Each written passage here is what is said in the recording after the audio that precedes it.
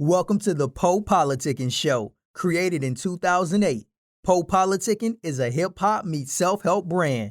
With each conversation, we teach the babies and share success secrets with you, the listener. Our focus is to preserve the hip-hop culture and introduce the future upcoming stars. Past guests of the Politicking Show include Yo Gotti, Megan Thee Stallion, Da Baby, Currency, MC Light, Jay Prince, Dead Prez, Razcast, and more. Subscribe on Apple Podcasts to get automatic updates of each episode. Keep politicking with Poe on social media at Poe Politicking. Visit our website, poepoliticking.com, for more exclusive content. poepoliticking.com. All right, welcome back to politick.com, your home for self-help meets hip-hop. Right now, we're live on YouTube. Check me out on Spotify, Apple, and Amazon.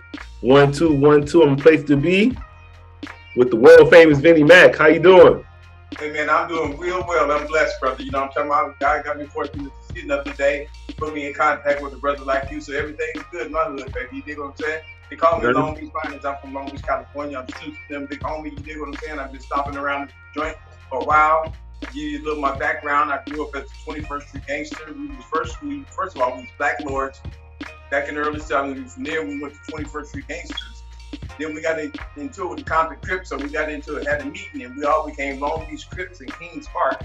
That's just a little history about myself. They say I'm a triple OG from the LBC. But that's where I am.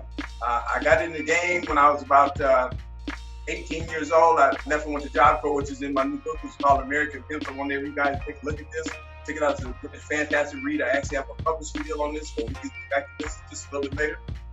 And so I grew up as a nickel and dime hustler in the streets of Long Beach, man, just doing my thing, gang banging at the time, and just really trying to find my way in life. You did?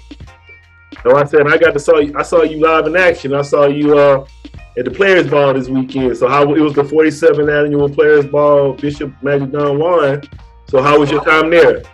Hey man, I've been stomping down around with Bishop Don Juan, Kenny Red, Juju, Big Ken, Rosebud, and way back in Hollywood State was like the Godfather in Long Beach at the time. So I've been stomping around the Players Ball. I won my first trophy in 2004. We was in Studio City. I showed up with Snoop Dogg, Warren G. I think it was Badass, me, and Hollywood State. We had all attended. We had the same bodyguard named Lou at the time. It's always been a fantastic feeling. The game is real. You dig what I'm saying? And nowadays, the game ain't changed. Just really the players have, and the technology has changed a little bit. Because really, when I was coming up in the game was like a secret society. We'd all get together, we'd all fuck with all the major tracks, international tracks across the country. So what happened was one of us in the secret society would call and see that his own, we would relate the message to other players. And that's how they would show up and come to certain tracks with everybody not knowing. That keeps all the thieves and robbers and stuff out the mix. You dig? I saw you pulled up in the limo the other day.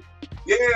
I stretched on out all the folks, man. I showed up with my team, my publicist, had the honor of meeting you there, man. It was a very nice affair, man. I got a chance to chat it up with my friends I hadn't seen in a minute. So it was absolutely marvelous, man. It was a really, really nice time at the Wildin' Out club and facility, man. Unfortunately, I missed Big Candy the next day, but hey, the night's affair was really nice. We made a lot of great connections, met up with a lot of old friends, and the rest is kind of like history. Yeah, I had to give you your props, man, because you was one of the.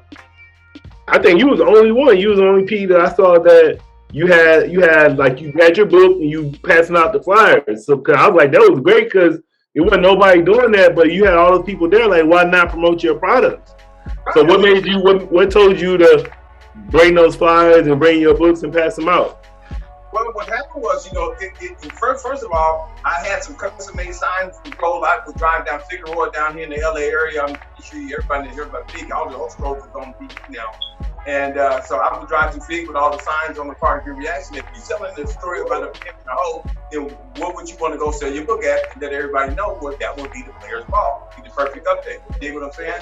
So by me being the savvy businessman I am, I said that would be the perfect place for me to come pass out some flyers and, meet my new connections, you dig? So that's what drew me to that. I have a publishing deal with Newman Springs Publishing. It says once the less than 1% of the author get publishing. That's just my camera's going to be interview some, so don't worry about that. Yeah, don't worry about that. So it's just a great present. Come in, flip my camera, and look at the camera, y'all. All right, let's just look at this. So anyway, Just did a real quick shot. Yeah, thank you, sir. So anyway, sorry about the glare. Anyway, we just down and around, man, and so I went there. That was my intent to get there, hobnob and meet some of my old friends and get the word out. And for people, professionals like you that showed up and gave me a chance, man, I really appreciate that, man. You my first real big interview here on the podcast, so I appreciate it. There's gonna be more to come, but you're gonna have the first and exclusive with me for now. No, and I'm gonna say, so far as like your story, I would say first, how did you get in the game? Cause I saw you said you was in the streets and you joined Job Corps. So how did you end up getting to the game? Okay, well, what happened was, I had in the city of Long Beach, they had pimps like Big Snake, Smokey, Pivot Sean, the Mac. The Mac was like 19 deep. If people don't know my name, Vinnie Mac came after Mac the barber. That Mac worked in the nightclub with my mama, and when I told her I wanted to be a pimp, she laughed at me, and I asked her to give me a Cadillac, right? And she said, "What you do, Cadillac?" I said, "I'm going to be a pimp." Well, she fell out. She thought that was the funniest thing in the world, but after she found out it was serious at the time, she wanted I gave her $1,000 co-sign for my project, for my car, and so she took, I gave her the money, and of course she liked to gamble and do her thing, which is part of it in the book. So anyway, so that's how I initially went to Job Corps. I met a guy named AD. He was a year younger than me. We got on the plane together going to Utah, and he started talking about the game at the time I was doing. So I sold weed and I sold dope, deals and stuff. Big at a young age. So when he cut into me and he told me about the game and what it consisted of, I thought he was lying. I seen him, but I didn't know the inside intricacies that go with the game. So a youngster taught me AD. He did a book, I give him up the props. It showed me about the game. So that's how I really knew about the game. So when I got back to Long Beach, things didn't work out with my baby mom. I decided to try my hand at pimping. And when I tried my hand at pimping, I ended up got in the game and just never got out. So my original job was I was a manager at a restaurant. And once I had to tell my girls that I was actually had a job and I was a manager of a restaurant, they said, "Well, if white folks think you're good enough to manage their money, well, you good enough to manage ours too." And they chose up, and the rest of history, sir. The whole nine. Do you remember who your first turnout was? Well, my first. Well, let me tell you this way.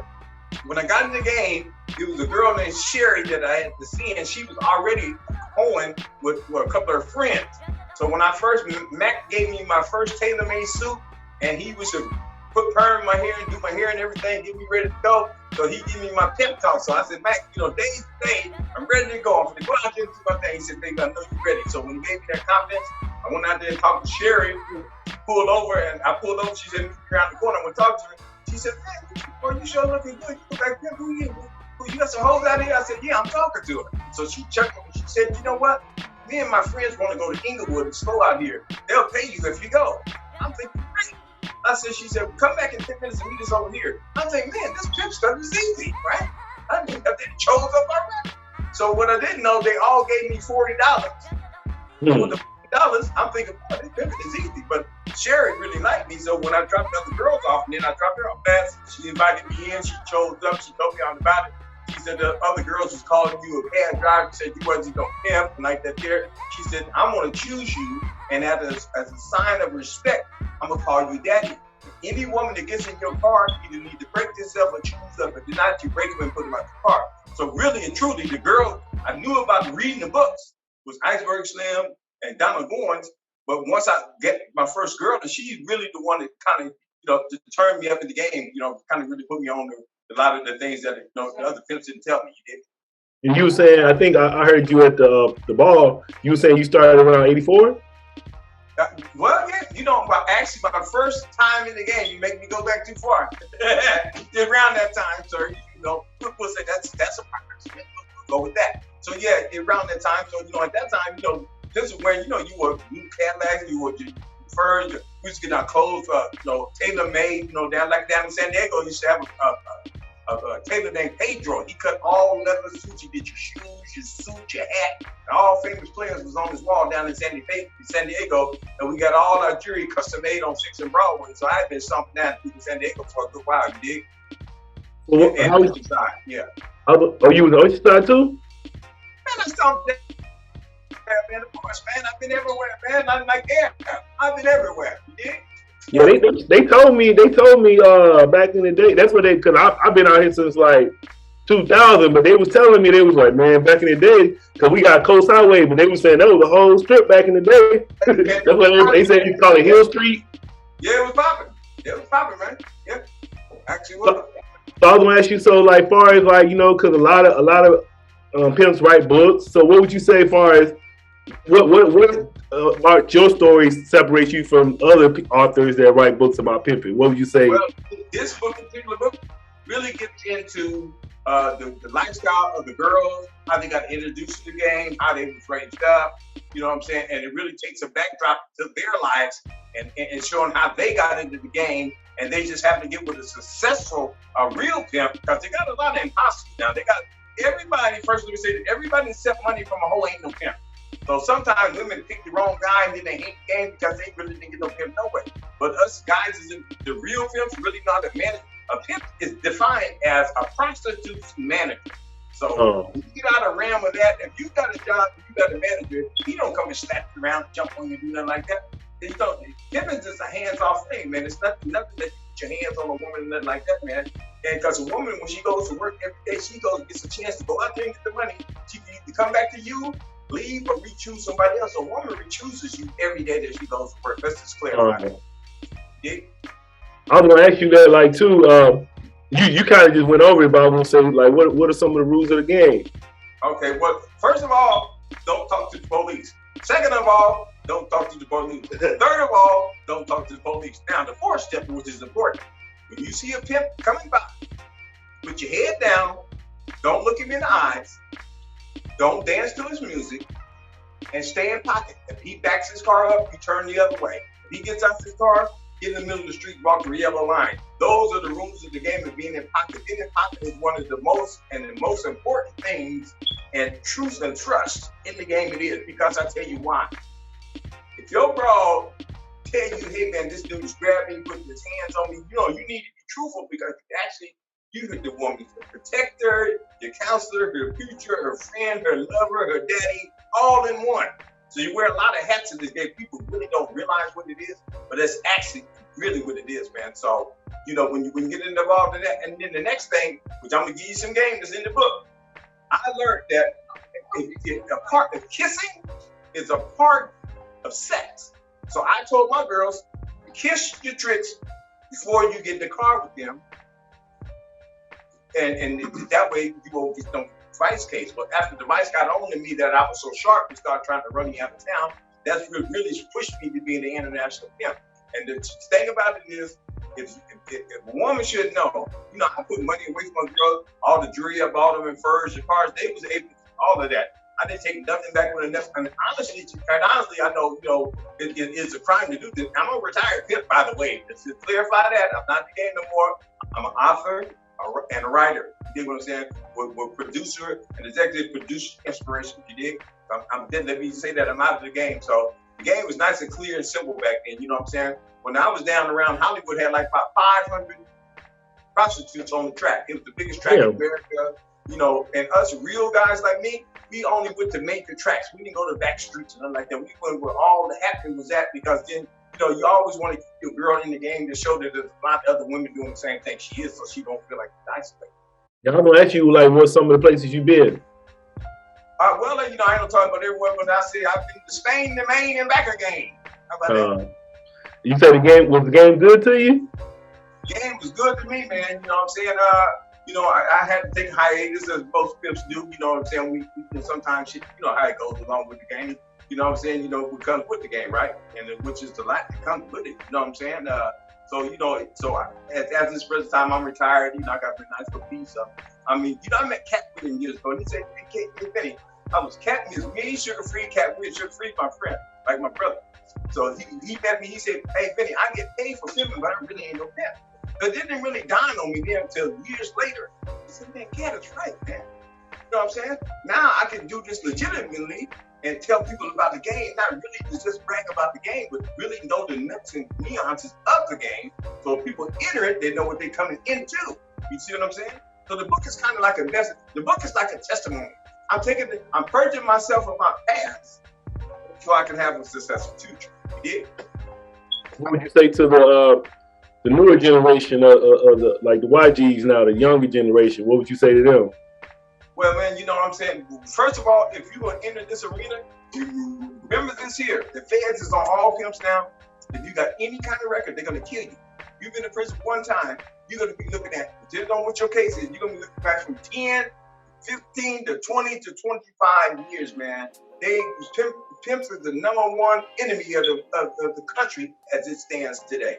It's just ridiculous how much time they're giving pimps for no apparent reason. And when these women are choosing gangbangers and saying that they're their pimps, what they're not, it's actually you just giving a gangbanger some money. So the game, they got all twisted up today, sir. And it's very, very dangerous. And you have to be really quiet and secretive about what you're saying. You know, because people can misconstrue things. You dig what I'm saying? And I heard you saying you about to go on a tour. You saying you was gonna go on a tour, book tour? Yeah, well, right now I'm working with a guy from Death Row. He works with the Dog Pound. I'm from Long Beach. I know Snoop. I know Warren. I know C-Style from 19 Shoot Records. I raised Tracy D. We used to own a hood store.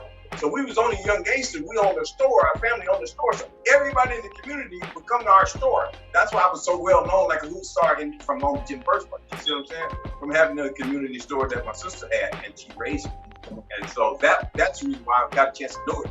So that being said, I'm setting up going on book tour. I did the same thing that you said. I went to see a brother that was running for mayor of Long Beach.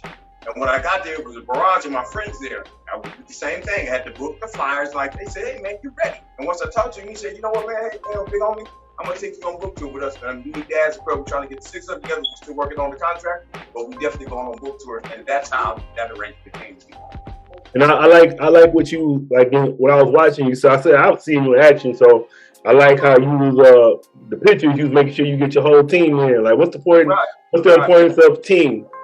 Yeah. But see, the point is, you know, in any successful business entrepreneur, you either have a team which is going to be employees, you got a behind-the-scenes team as an agent, or you have a behind-the-scenes team like us with a publisher, you know, a cameraman, you know, some people that's posting your ads for you. You know, you need that team to be successful. You can't do it on your own. You know what I'm saying? Yeah, that's what in the spotlight. Yeah. I would say, what's some things you like to get into? Oh, well, right now, just the set that you see behind me. This is my new show. It's called 1-800-Pimping. It's an Instagram show. We just did our one post so far, but we got another one being edited today. Just a new platform right here. Let me tell you this here. I can't show you in my phone, but on my reels on my Facebook, I have almost 1 million views on my reels. So I'm making some traction. I got one reel that hit so big, man. It hit. I'm at 837,000 views for one reel. A lot of them, 2,500, 4,000, because I'm starting to put them up. 900K, 700, 800. So I got a bunch of videos. What happens with my reels will make it special here that as I show the reels, I put the story with the books in about 10 reels, and it makes a story, and I put different music behind it. So this particular reel, the words that I put and set it up, it just clicked, man. And like I said, I'm almost at 900,000 views. And so what's your Facebook again? I haven't turned that into anything, but I'm working really hard and I'm dedicated to what I'm doing. What's your Facebook again? My Facebook is Vincent Jordan. I'm Oscar Vincent Jordan. Like I tell you again, my book is on every platform. Book platform is. I don't care which one. Amazon, Target, Barnes & Noble, you name it. Just Google it. It's on Google Books. If you just want to go Google American Pimps, the Vinnie Mac Story, Oscar Vincent Jordan, you will come with all the good, baby. Did you plan on doing an audio book? Excuse me, sir? You gonna do an audio book to it too? Well, I haven't, but I plan on in the future, yes. And actually, we on Kindle also. We on Kindle, we on Apple, our ebooks and all. We just interest, you name it, man. Like I said, if you Google the book, you will come up with all these sites, man. Once I start getting all those views, about all them almost 1 million views, then people start looking up the book more and more and more. I can see traction with the book, and more and more sites is picking it up. So right now, I'm like on about 40 sites, you dig? What do you want anybody listening right now? What would you want them to know about you? Well, I say I'm a up-and-coming entrepreneur, man. I'm a veteran in the game. I got great stories to tell. I want everybody to take a look and listen. And when they catch me on the interviews and live in person, I've always got some wisdom to kick at you, man. And that each and every one of them can take and use for our advantage. What's up? And then like I noticed too, man. It just seemed like just even with the with the pimping, it seemed like it's harder for like blacks. Like they let white people get away with more than us. Like they let white people get brothels. But you know what I'm saying? Oh, what's this here? Look at this here. Hugh Hefner. Yeah. Yeah, he's biggest pimp in America. Look at the boy in Vegas. He had the whole house. The white people. If a black man had that many hoes, he'd be under deal. He'd be down there with the mafia down there, 24 stories underground in the Colorado. You know what I'm saying? So yes, it's a different slanted game when it comes to who's in it, who ain't. You know what I'm saying? So yes, it's a lot harder on us itself. And what's the next move for you? My next move is I'm gonna just keep moving with the book tour. Trying to do as much as I can. I'm staying busy with that. I've got this new show right here that we're airing. Am I clear in there? I'm gonna look a little darker on my live. No, you good. Okay, great. So anyway, I'm gonna continue with that. I'm planning on doing more podcasts. I mean, I always want to come back here because you like my home because you started with me, and I really appreciate you, baby. And anyway, I would like to send you a book, man. So when we get off here, you give me your information. And the only thing I like, whoever buys a book from me, please go and do a book interview because that's what drives my sales. And I would really appreciate that you go to Amazon.com, go to book reviews. The more reviews I get, the more book sales I'm gonna have. But I would definitely want to send you a book, sir, and I want you to sit down and read it and give me your honest opinion and give me Amazon review. I would say like my homie, that's my homie, Original White Folks. I had his book too, but I said when I asked him what the rules of the game was, he said. He kind of said what you said, but he said a little different. He was like, get the money up front, get the money up front, get the money up front. That's the part. See, that part of the game is real nigga ain't got to talk about because that's the whole key. Any broad that you gonna get your money when she steps through the door, she gonna have yours. So that's just like a no-brainer to say that, But when a woman is dedicated, they can't wait to give you that money because they know you're doing the right thing with their money. It's a difference when you just get the guy and he just get the money, he's doing everything, and that's not can't pay the rent the next day. But when you got a real successful guy that really wants to do a woman sees that and she's more dedicated when it comes to that. But yeah, it's all about getting your money first. You know what I'm saying? It's about getting your money and don't forget where you got it from. I'm gonna put that out there. And I'm gonna say something else a lot of people don't like to say. I'm a veteran pimp when I was in the game, right? But I'm only as big as my hoes. If I got little bitty hoes, it's gonna make my pimping look small. But if I got big hoes, then my pimping gonna look big, and that's just the way it is. Just to say that here, you might meet a broad that they got certain classes. They got prostitutes, they got prostitutes, and then they got stomped down prostitutes. You want to stomp down prostitutes? Them latter, the early two, is what's gonna make your pimping look small. Is what I'm trying to say. Yeah. Then I want to talk about like what I notice about pimping is the fashion. Like even you, like you fly, you got the chain, got the Jordan outfit on. So is that something you learned, or how did you? Or you just always had the fashion? Well, I mean, I adopted it originally when I was in Long Beach. When I first got in the game, I just had a couple little rings on. I wasn't big. But once I would hit the road, and the first person I seen was the brother from the Bay Area was Kenny Red, Charlie Clapp, Pippin Pierre, Gangsta Brown, and I looked at them brothers had them great big old pieces in. Hey man, I was so embarrassed I had to put my hands in my pocket. You know what I'm saying? And once I seen how they was getting down, I changed my game up. That's how I started getting down. And of course, my women noticed it, Daddy, we got to make you look like them. You know what I'm saying? We ain't in Long Beach no more, Daddy. We got to get that down. And they wanted me to look like that. I meant to ask you how long it took you to write your book.